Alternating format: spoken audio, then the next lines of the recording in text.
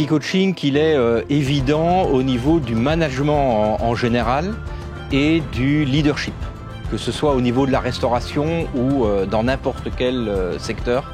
C'est une technique innovante et très efficace pour apprendre le management et le leadership. Si on crée une émotion au moment d'un apprentissage expérimental, c'est vraiment le plus haut niveau de l'enseignement.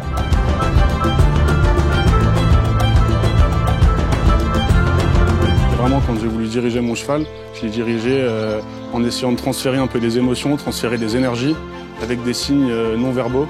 On peut faire ce parallèle-là entre le cheval et une équipe en salle. Les signes non-verbaux vont composer 90% de la communication et on se rend compte que ce transfert d'énergie, ce transfert de motivation va vraiment être quelque chose d'important pour communiquer avec ses équipes. J'ai pu comprendre la différence entre un manager et un leader. J'ai appris aussi qu'on avait des énergies naturelles avec des animaux, surtout avec des chevaux, et qu'on avait un champ magnétique qui les poussait à aller soit au trot, soit au galop. Ça a été super intéressant. J'ai beaucoup appris de cette journée sur ma manière de manager et de prendre ma place en tant que leadership.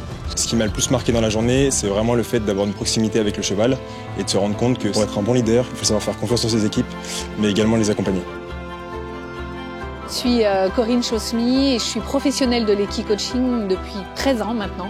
Alors l'équi-coaching, ça va être de récupérer l'effet miroir du cheval. Alors c'est quoi l'effet miroir? Quand on va à la rencontre d'un cheval, en fonction de comment on va se comporter avec lui, le cheval va réagir différemment d'un individu à un autre. Et c'est en regardant le cheval réagir que ça me donne des indications sur ce qui se joue pour la personne. Sur la gestion émotionnelle, sur la gestion du stress, sur quel leader je suis, quels sont en termes de management, quels sont les actes de management efficaces. Alors, il devait travailler tout ce qui est management et leadership, et donc qu'ils puissent faire la différence entre les deux postures. Et du coup, en termes de management, ils l'ont vécu plutôt que de le vivre théoriquement. Ils ont vécu des actes de management et avec le cheval, ils ont pu aller vérifier quels leaders ils sont, donc leur leadership naturel, pour faire vraiment cette différence.